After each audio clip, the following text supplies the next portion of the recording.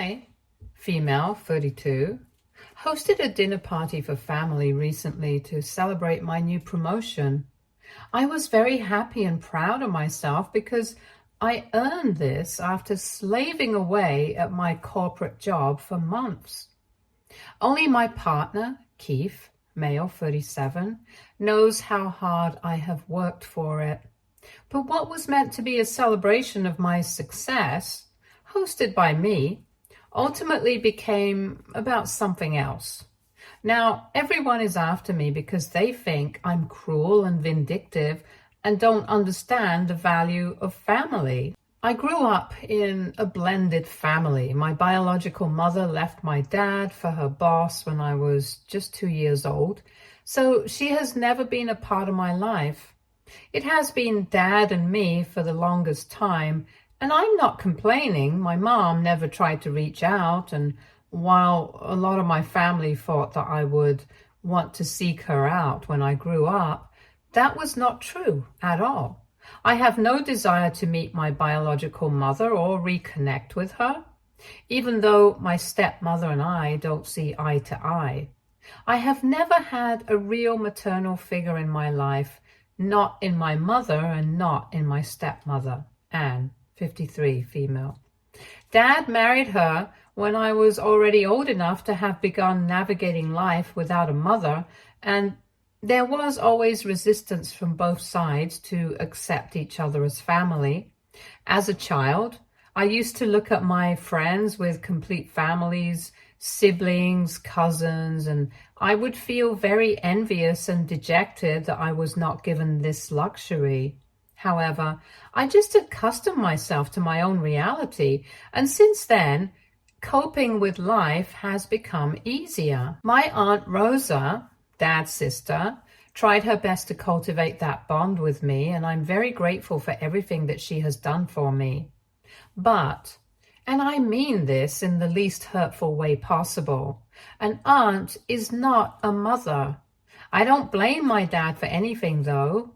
I think he did the best that he could, and even though when I was a kid and a teenager, I didn't like a lot of things that he did, and we fought a lot over silly issues, as an adult, I realized the enormous sacrifices he has made for me. The family dynamics were out of my control to a very large extent and were out of his control, but we managed.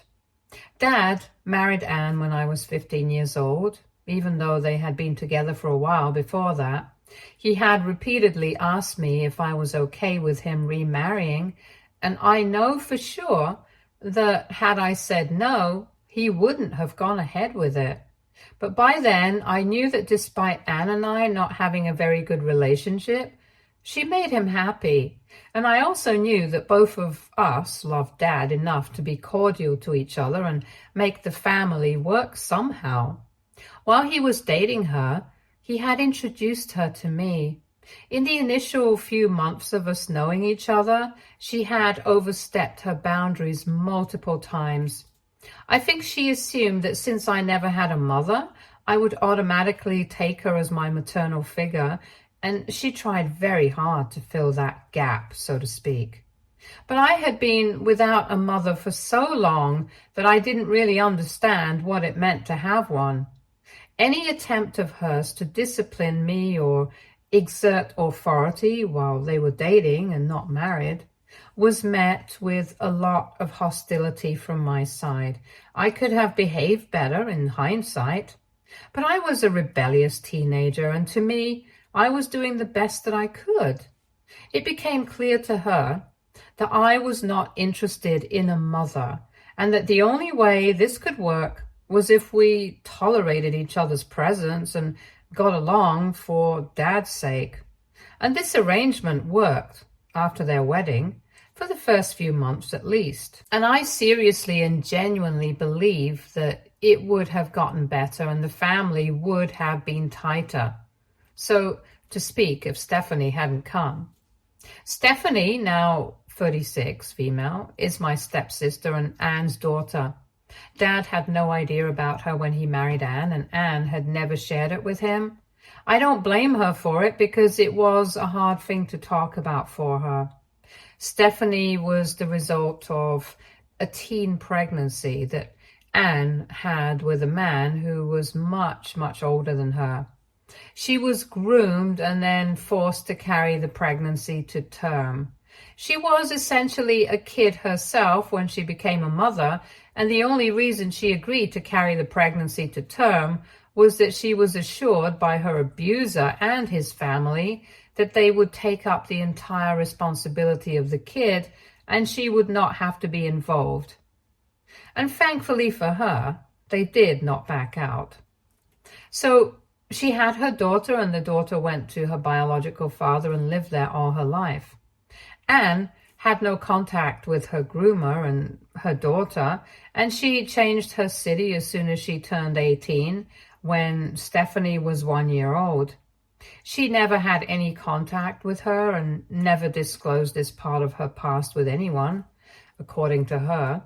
She told Dad, and Dad told me that even her friends from college and work do not know about her daughter because she doesn't consider herself a mother in any dimension of the word. I don't know if this is how she thought to cope, but I guess she felt that since she had no contact with her daughter, and if she stopped mentioning her, maybe she would cease to exist in her mind. Unfortunately, that was not what God had planned for her. 6 months after her wedding to Dad, Stephanie showed up at home. I was the one who opened the door. And one look at her and I realized I didn't like her. She was reeking of alcohol, and frankly, she looked like a drug addict. She would have been 19 at that time, so I really don't know why she came looking for mommy as an adult. I don't know what happened after that because I was left out of all family discussions regarding her. All I do remember is that she stayed with us for a while, and Dad and Anne used to have long discussions late into the night for a couple of days. I think 2 weeks after her arrival, she had been living with us for that entire duration. Dad came to my room and said that he wanted to talk to me.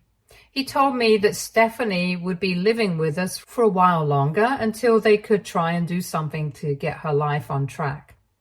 I couldn't believe my ears. Even at that age, I knew that girl was a disaster and that she should not be in the house. I told Dad that that was really unfair, but he told me that he could not turn her away, knowing that she is Anne's family and that she needs help. He then told me the entire backstory of Stephanie and Anne. He said that Stephanie's biological father had passed away and she had no real family left anymore, which is why she had come looking for her mom.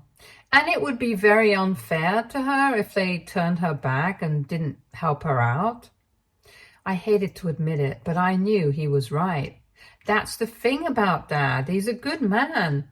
And even though he didn't sign up for any of this, even if he had been lied to by omission, he would never do the wrong thing.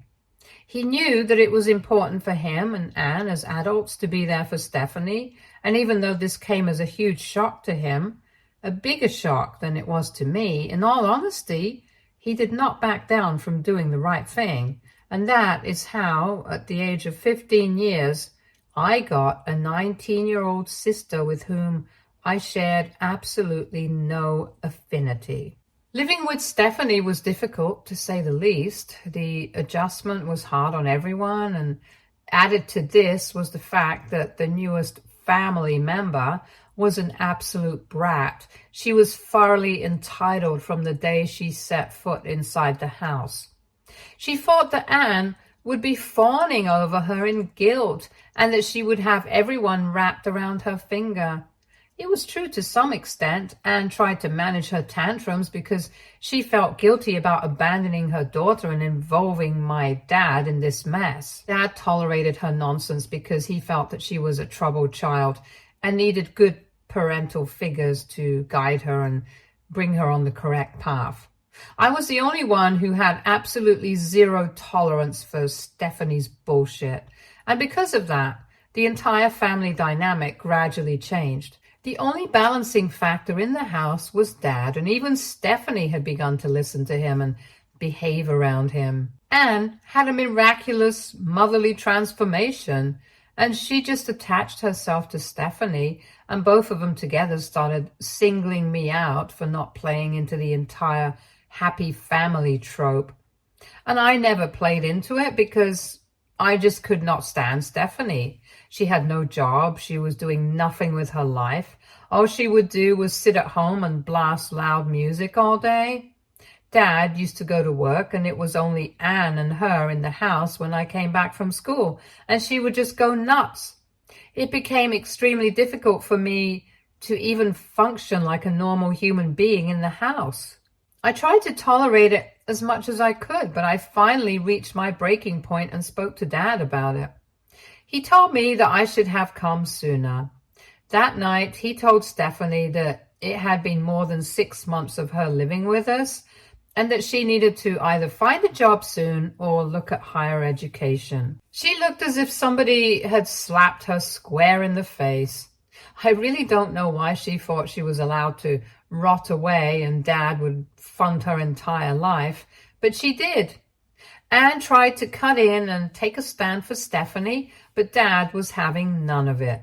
He didn't take my name in the discussion because he didn't want them to feel like I was poisoning him. He told Stephanie that she had a month to look for a job and that he would help her, but it was time she got her act together. To no one's surprise, she did not get her act together at all. There was no job by the end of the month, and at the 6-week mark, Dad reminded her again. A few weeks after that, she came home with the announcement that she was pregnant. Anne was overjoyed. God alone knows why. But Dad had had enough. He told her that he was not willing to fund her and her child any longer, and that she was on her own. Stephanie probably had expected the exact opposite of this. She had thought that because of the pregnancy, Dad would stop being so hard on her. I actually overheard her say this to Anne. Anne tried to butt in and take her side, but I think Dad had reached his breaking point too. There was nothing else to be done any longer, and Stephanie had no option but to leave. The house finally had some peace and quiet after about a year of her nonsense, but things always remained strained between Anne and me, and Dad and Anne after that. Once she had gone, I got no news of Stephanie. Not that I was interested in it anyway. She probably was in touch with Anne and Dad, but I can't be sure. I never asked and they never told me. 2 years later, I went off to college in a different state and things improved drastically for me. I went low contact with Anne and only stayed connected to Dad. That wasn't a problem for him, and he never forced me to maintain a connection with Anne. But boy, she became hostile. Whenever I went home for vacation, she would be snarky and rude, as if she didn't want me around. There was never any open conflict between us, and I tolerated her for Dad's sake, but things were way worse than before. In all honesty, we just couldn't stand each other anymore. It was palpable to everyone around us, and the air would be thick with tension whenever I went home. So I just stopped going. I used to call Dad over or go on trips, and that was that. To me, peace of mind was more important than being in that house, so I just chose that. Then I got busy with my job and life and completely fell out of touch with Anne. Whatever I knew of her was via Dad. 2 days ago, I hosted a party. I got a huge promotion at work, and it is kind of a big deal, and I wanted to celebrate with everyone. I called Dad, Anne, Aunt Rosa, her husband Mike, and their son Noel. Keith and I lived together, so he was obviously there. It was supposed to be an intimate get-together of family members I'm close to. I invited Anne out of courtesy. I'm too old now to keep bad blood between us. However, in hindsight, I was a fool to expect the same maturity from her because she overstepped her boundaries so majorly that I think even Dad is never going to see her face again. What shocked me was that Anne walked in with Stephanie. Now, I have had no contact with this woman for over 15 years, and I just could not fathom how anyone thought that bringing her along would be a good idea. I looked at my dad in disbelief and pulled him aside while Keith tried to lighten the mood. I asked him why she was here, and he said that Anne had told him that I had specifically invited Stephanie. I was furious, and I wanted both Anne and Stephanie to leave right away. I decided against it because I did not want to create a scene, but if I'm being honest, I should have gone ahead with kicking them out. I tried to defuse the situation, I really did, and Anne and Stephanie were behaving for the most part, so I even got a little comfortable with the entire situation. All through dinner, everyone asked me about my promotion, my work, and the like, except Stephanie. She sat there, pouting and sulking, but I didn't pay much heed to her, as did no one else. I was actually relieved that she wasn't talking much because I had no desire to interact with her anyway. So all in all, thankfully the dinner went well, but I had no idea what was waiting for me at the end of it. And just as we were about to get up, Anne got up and said that she had a special announcement to make. Before I could even react, she literally squealed. She's 53, and honestly, that was so embarrassing. And revealed that Stephanie was expecting a baby. Everyone in the room went dead silent. All the people that were present, except Stephanie, probably, knew that I had had lots of fertility struggles, and I was told only a year ago after multiple tests that I would never be able to have biological children. The news about Stephanie's pregnancy honestly felt like a slap to my face, and it felt as though all the pride of the day was sucked out. I tried to put on a brave face and congratulated her, but Dad literally hissed at Anne and told her to sit down. She tried to start some drama over Dad's reaction, but Noel butted in and said something along the lines of, "Why are you even excited? Aunt Anne, isn't this like her sixth kid?" I genuinely spat my water out and looked at Anne with eyes wide.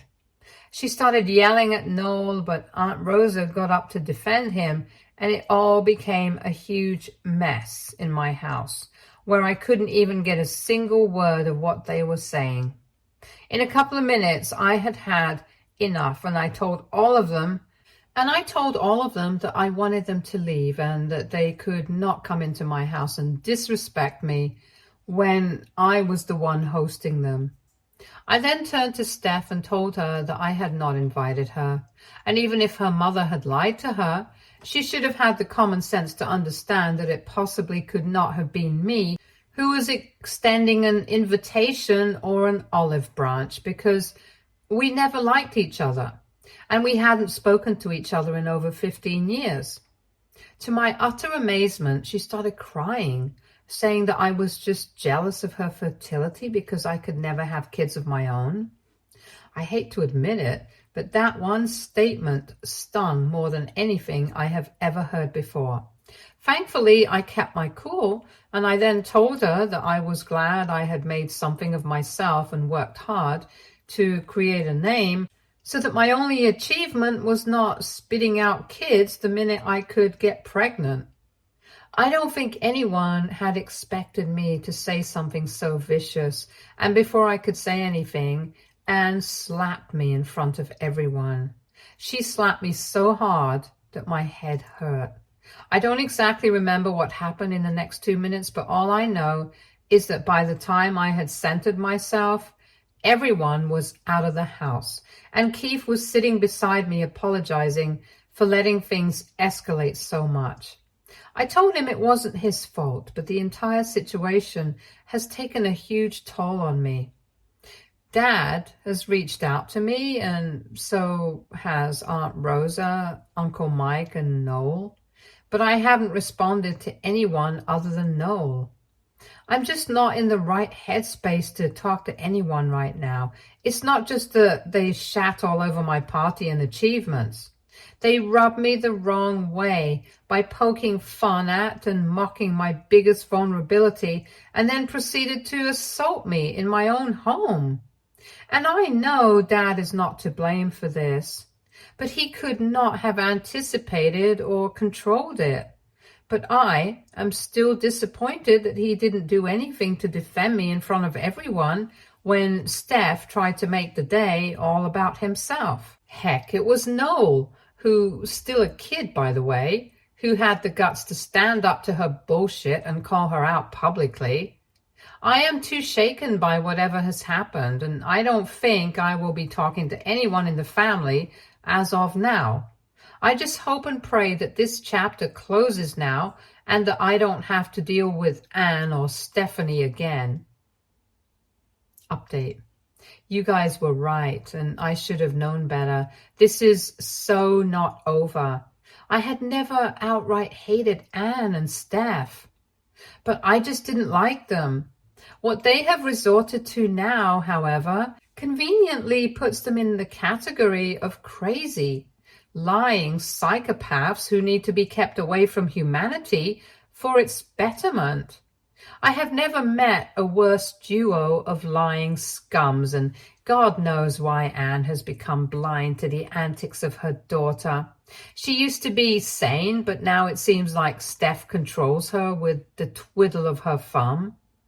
It's a sorry state of affairs for Anne, and I feel bad for her. She has lost all her individuality for a child who does not care two hoots about her.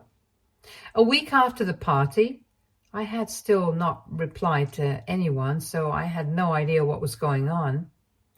Anne and Stephanie came to my house. Keith opened the door and did not even invite them in. Steph started screaming at the door, saying that she wanted to talk to me and that I had ruined her life completely.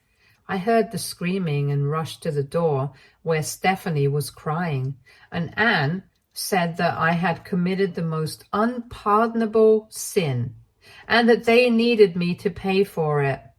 I told them that they were out of their minds if they thought that I would entertain them for even a second after they slapped me in my own home. Anne told me that I had to pay for my sins and that they knew I had spiked Stephanie's food, which had caused her to miscarry. I could not help but laugh at the bizarre accusation. I told them that Stephanie had come unannounced and uninvited, and I had zero idea that she was expecting. How could I have magically procured a substance, spiked her food, and caused her to miscarry when I had no idea that she would be coming, and that too pregnant? They just said that they knew it was me, and there was no other way that something like this could have happened. And guys, I lost my shit. Anne kept on saying that I had to pay for my sins and whatnot. And Keith asked her what she meant by pay. And she meant literal payment. She wanted me to give money to her useless child who was probably faking an abortion and maybe even the entire pregnancy. I was furious and tired at the same time. I told them that I had enough money and that I would pay them whatever sum they wanted if they could prove that I was the one who caused the abortion. I told them to have a look at the CCTV footage and see for themselves. That was when they knew that their bluff was called, and they started squirming in their shoes. And the thing is, I'm a lawyer. I know when a person is lying. That's literally my entire job.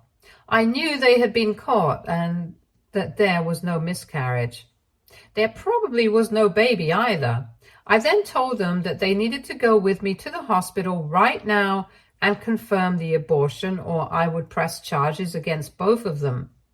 On Anne for assault and trespassing, and on Stephanie for trespassing and harassment. Guys, you should have seen the way they tried to flee. Keith and I ran after them and we took them to the hospital. Both of them were in tears by the time we reached and were begging us not to go ahead with it. Anne had the audacity to say that I was tormenting her poor daughter after what I had done. I told her to shut her trap because her poor daughter was a grown-ass woman of 36, and she needed to stop playing the victim every chance she got. The tests took some time, but at the end of it, I knew what the result would be.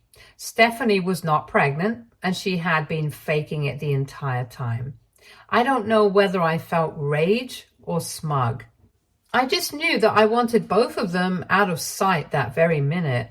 I thought I would need to down an entire bottle of wine to deal with all that had happened. When we sat in the car, Keith told me to send a text and the reports to everyone detailing what had actually happened. He said that it was time to expose them completely and cut them off for good.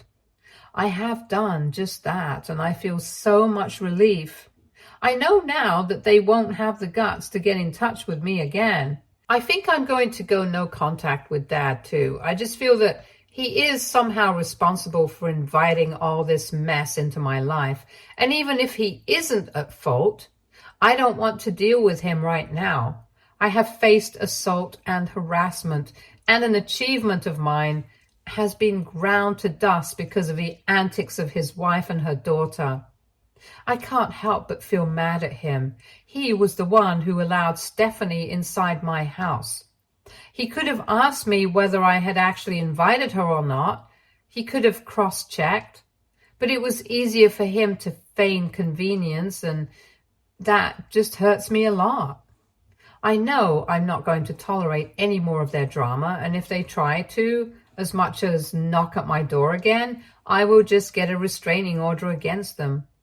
I don't care if I burn every single bridge with the family, but I just don't have it in me to deal with this anymore. Update 2. For all those who are hoping for a dramatic update, I have some news for you. Dad has filed for divorce from Anne.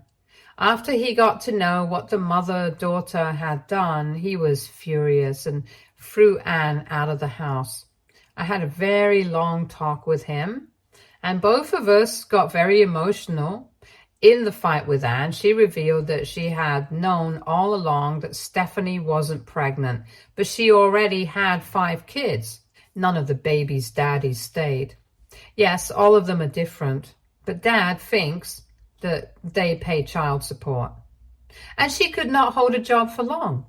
Anne thought that if they tried this drama, they could try and get money out of me, which would help Steph out. She told Dad that both of them had resorted to this only because I had chosen to sever ties, and they knew that if they asked like family, I would not have helped Stephanie out. Well, of course, I wouldn't have helped her out. Her brood is not my responsibility, and this is why they had hatched this elaborate plan to basically extort money from me. Anne justified herself by saying that since I could never have kids and had had a promotion, all the extra money could actually go to someone in need. And Dad told her that this was my hard-earned money and I could even wipe my crap with it if I wanted, and I didn't owe anyone anything. They had a huge fight where Anne kept defending Stephanie and refused to take accountability for her actions while deflecting the entire blame to me. That was when Dad realized that there was no point in talking to her. She was beyond any level of sanity, and there was no redeeming what she did. He told her that he would be filing for divorce and asked her to move out. He apologized profusely, telling me that he could never forgive himself for what he allowed to take place. I told him that it wasn't entirely his fault, but that I needed some time to get over the entire ordeal and bring myself back to normalcy. The last few weeks had been very draining for me. I was actually looking forward to relaxing a little bit after my promotion, but this entire family drama just did not let that happen. Aunt Rosa and Uncle Mike called me and offered me support. They actually encouraged me to press charges, but at this point, I just want this mess to be over and live in peace. They have been very understanding of the situation. And that is all that I expected from anyone, in all honesty. I have no idea what Stephanie's doing and how she's managing, but she and Anne have had a falling out because Anne now blames her for the breakdown of her marriage. It's honestly a shit show, if you ask me, and I have asked everyone to leave me out of it. I have gone no contact with Dad as well for the time being, and even Aunt and Uncle know that they don't have to talk about the Anne and Dad situation with me. That's the biggest win that I could have asked for in this situation, and I am just glad that this is over. Hopefully, this will be my last update because I don't have it in me to tolerate even a single moment more of this. Thanks and goodbye for good. Stay tuned for more stories from our girl relationships.